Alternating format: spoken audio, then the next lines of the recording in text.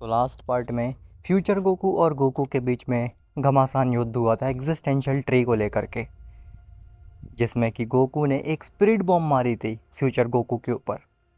लेकिन किसी तरीके से गोकू और फ्यूचर गोकू ने मिल करके उस स्पिरिट बॉम्ब को संभाल लिया था।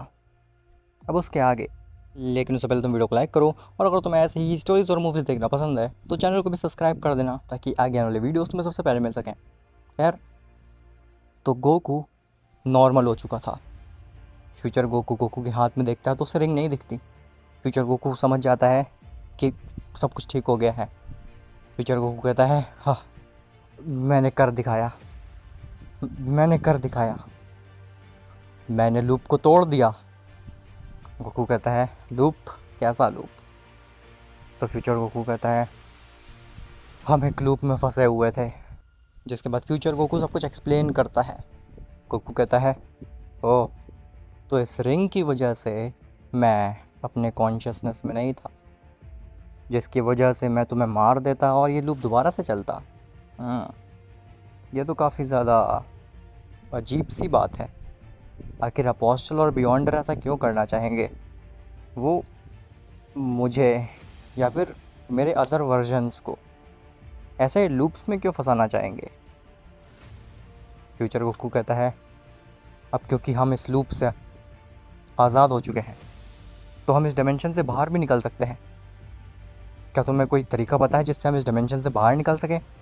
इस एग्जिस्टेंशियल ट्री के बंदिशों से आज़ाद हो सकूं मैं?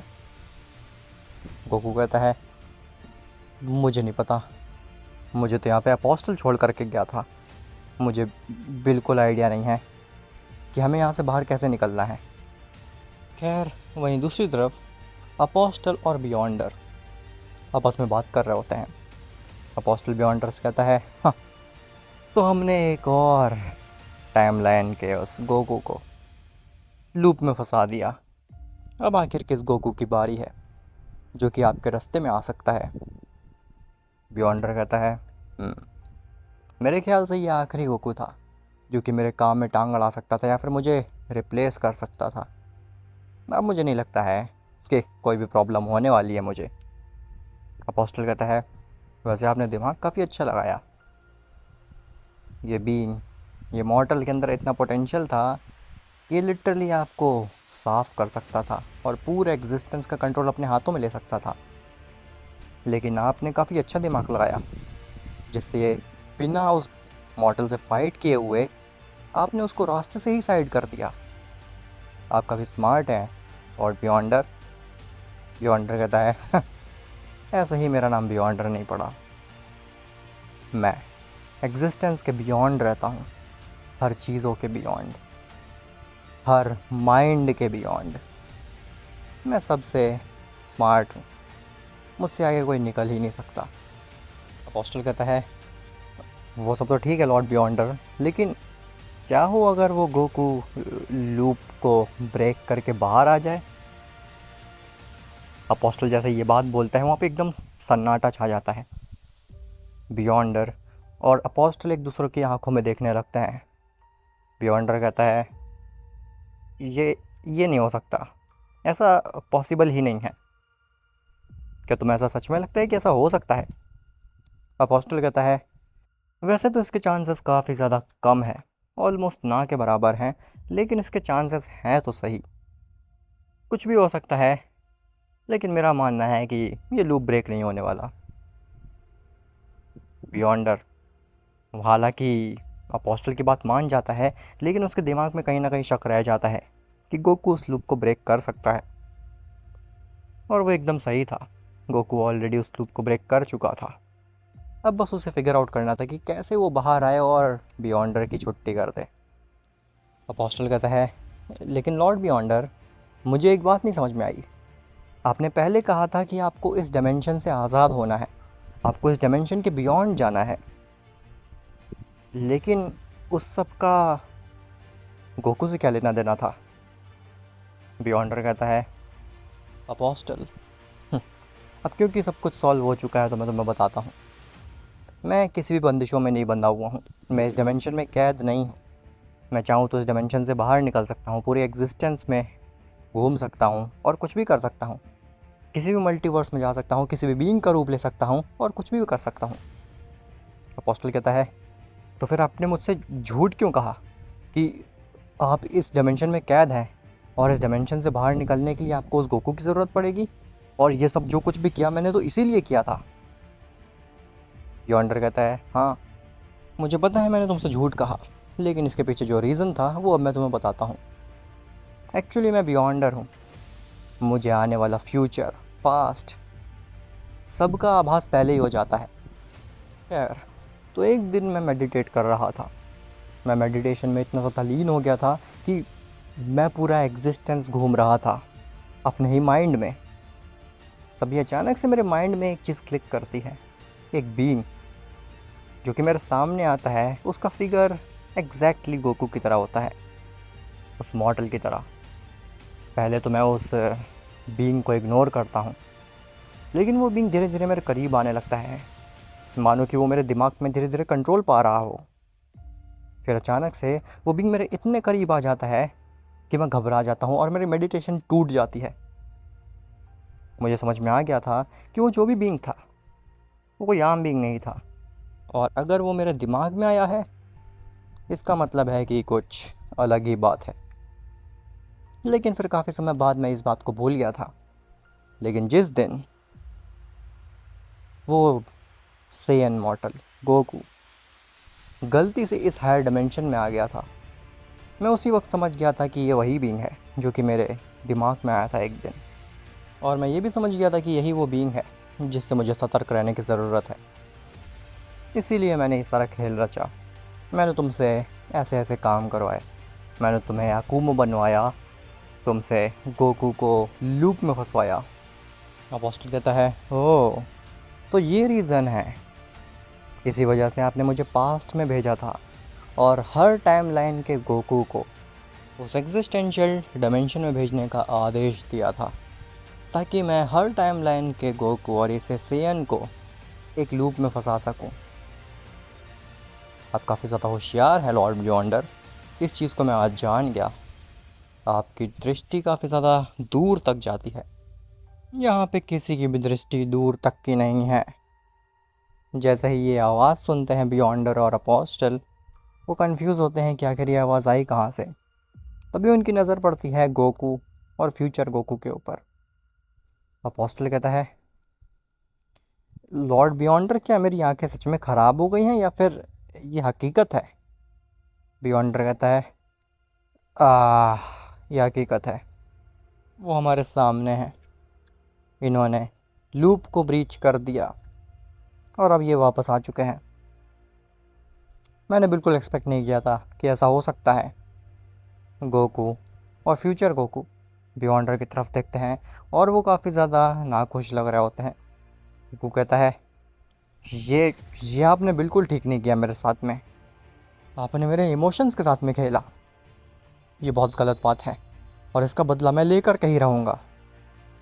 बियॉन्डर गोकू फ्यूचर गोकू के नज़दीक आता है और अपने घुटने में बैठ करके कहता है मैं हार गया लॉर्ड। गोकू शॉक्ड हो जाता है ये देख करके। गोकू कहता है क्या, ये तुम क्या कर रहे हो, ऐसा क्यों कर रहे हो? तुम बियॉन्डर हो, मैं नहीं, मेरे सामने क्यों झुक रहे हो, मैं तो आम सा मॉर्टल हूँ। तो बियॉन्डर कहता है मैं तुम्हारे सामने नहीं, इनके सामने झुक रहा हूँ, द ऑलमाइटी क्रिएटर के सामने। जैसे ही गोकू अपने साइड में देखता है तो वहाँ से फ्यूचर गोकू गायब हो चुका था। सभी लोग कंफ्यूज्ड होते हैं। Apostle Goku. बियॉन्डर खड़ा होता और कहता है हाँ, मैं हार गया, मुझे लगा नहीं था कि मैं हारूंगा, लेकिन अपोस्टल तुम्हारी बात सही निकल गई, इस गोकू ने लूप को ब्रीच कर दिया। अपोस्टल कहता है एक मिनट, आपने अभी उस फ्यूचर गोकू के सामने अपना सर क्यों झुकाया और ये सब क्या चल रहा है? तो बियॉन्डर कहता है एक्चुअली में ये सब एक एक्ट की तरह था। जिसे तुम फ्यूचर गोकू बुला रहे थे वो ना ही फ्यूचर का कोई गोकू था या फिर कोई गोकू का दूसरा वर्जन, बल्कि वो तो ऑल माइटी क्रिएटर थे जो कि ये पूरे जहान के करता धरता है। गोकू कहता है क्या लेकिन ये कैसे हो सकता है? अगर वो जहान के कर्ता धर्ता थे तो फिर वो गोकू के रूप में क्यों थे, मेरे रूप में क्यों थे? और बियॉन्डर तो आप है ना, सब चीज़ों का क्रिएशन आपने किया है। बियॉन्डर कहता है, हाँ तुम ऐसा कह सकते हो कि मैंने क्रिएशन किया है, लेकिन मैंने लाइफ का क्रिएशन किया है, इस एग्जिस्टेंस में लाइफ का, मल्टीवर्सेस का, सेलेस्टियल्स का। लेकिन इस एग्जिस्टेंस का सबसे स्ट्रॉन्गेस्ट बीइंग मैं नहीं हूँ, वो है ऑल माइटी क्रिएटर, जिसके साथ अभी तुम फाइट कर रहे थे गोकू। गोकू कहता है, क्या? मैं ऑल माइटी क्रिएटर के साथ में फ़ाइट कर रहा था और मैं जीत गया? अब तो मुझे तुम्हारी बात के ऊपर विश्वास भी नहीं हो रहा है बियॉन्डर, तुम कितना झूठ बोल चुके हो मुझसे। बियॉन्डर कहता है, नहीं वाकई में इस बार मैं सच बोल रहा हूँ, मुझे झूठ बोल करके कुछ भी नहीं मिलेगा। अपोस्टल कहता है, आखिर पूरी बात क्या है, मुझे विस्तार में समझाइए लॉर्ड बियॉन्डर। बियॉन्डर कहता है, तो जो मेरे को मेडिटेशन करते वक्त बीइंग आता था सपने में, वो और कोई नहीं बल्कि ये सेयन ही था। मुझे ये बात हज़म नहीं हो रही थी कि आखिर एक मॉर्टल मेरे दिमाग में कैसे आ सकता है, ये चीज़ इम्पॉसिबल सी लग रही थी। और इसी चीज़ को पूछने के लिए मैं गया था ऑल माइटी क्रिएटर के पास में। उन ऑल माइटी क्रिएटर का कहना ये था कि जो मॉर्टल, जो सेयन मेरे दिमाग में आ रहा है, वो कोई मॉर्टल नहीं है, बल्कि वो उन ऑल माइटी क्रिएटर का ही अंश है। अपोस्टल कहता है, क्या मतलब कि ये गोकू ये ऑल माइटी क्रिएटर का अंश है? लेकिन ये तो अभी कुछ साल पहले ही पैदा हुआ है, कैसे हो सकता है कि ये ऑल माइटी क्रिएटर का अंश हो जो कि इस एग्जिस्टेंस के स्टार्टिंग से ही यहाँ पे है? बियॉन्डर कहता है, हाँ मुझे पता है, जब ऑल माइटी क्रिएटर ने ये पूरा एग्जिस्टेंस क्रिएट किया था तब कोई भी लाइफ नाम की चीज़ नहीं थी यहाँ पे, इस पूरे एग्जिस्टेंस में। जिसके बाद मैं आया, मैंने लाइफ क्रिएट की, मल्टीवर्सेस, सेलेस्टियल्स, ये सब चीज़ें क्रिएट की जिससे कि एग्जिस्टेंस को एक डायरेक्शन मिल पाया।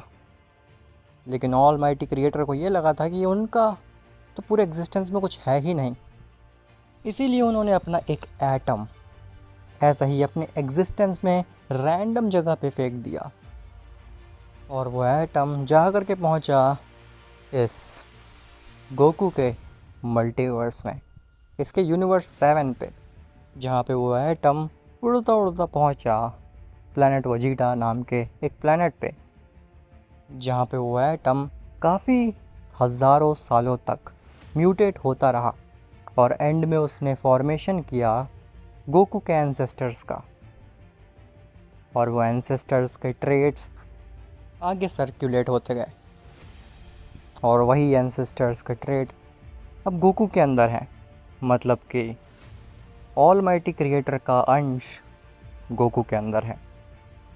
इस वजह से ये मॉर्टल इतना ज़्यादा स्पेशल और स्ट्रॉन्ग है। अपोस्टल कहता है, ना ऐसा नहीं हो सकता लॉर्ड बियॉन्डर, आप झूठ बोल रहे हैं, इस बार तो आप डेफिनेटली झूठ बोल रहे हैं, ऐसा हो ही नहीं सकता है। बियॉन्डर कहता है, मैंने भी यही कहा था ऑल माइटी क्रिएटर से कि आप झूठ बोल रहे हैं, ऐसा हो ही नहीं सकता है। लेकिन फिर उन्होंने मुझसे शर्त लगाई, उन्होंने कहा कि आने वाले कुछ सालों में ये मॉर्टल, ये गोकू नाम का मॉर्टल मेरे सामने खड़ा होगा, और वो भी मुझसे ज़्यादा पावर्स पोजेस करके। और देखो ये मेरे सामने है आज, वो भी मुझसे ज़्यादा पावर्स पोजेस किए हुए है ये। अगर ये मुझसे फ़ाइट करे तो फिर हो सकता है कि मैं हार भी जाऊँ फाइट में।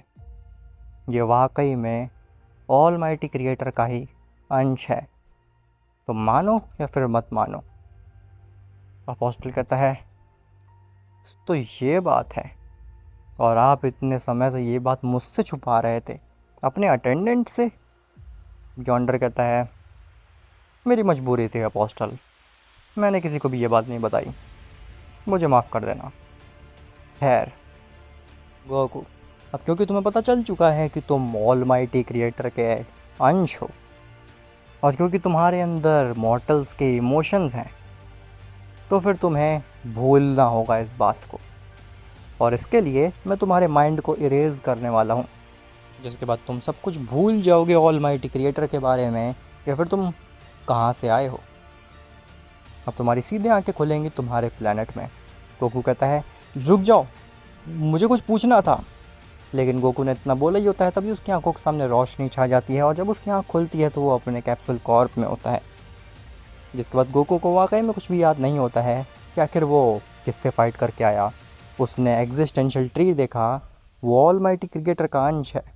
जिसके बाद गोकू अपनी नॉर्मल लाइफ जीने लगता है। खैर, ये सीरीज़ यहाँ पे ख़त्म होती है। उम्मीद करता हूँ तुम्हें ये सीरीज़ अच्छी लगी होगी। अब बात करते हैं मूवी की, जो कि इस मंथ आने वाली है, मतलब कुछ दिनों में आने वाली है। तो मूवी होने वाली है इस टॉपिक के ऊपर कि क्या होता अगर टूर्नामेंट ऑफ पावर के बाद में कुछ अपर गॉड्स नाराज़ हो जाते गोकू के अल्ट्रा इंस्टिंक्ट अचीव करने के पीछे। जिसके बाद पूरे मल्टीवर्स में केओस फैल जाता। मल्टीवर्स में क्या क्या फाइटें होती, क्या क्या केओस होता, ये सब तो तुम्हें पता चलेगा उस मूवी में। तो मिलते हैं तुमसे नेक्स्ट पार्ट में, तब तक के लिए बाय बाय।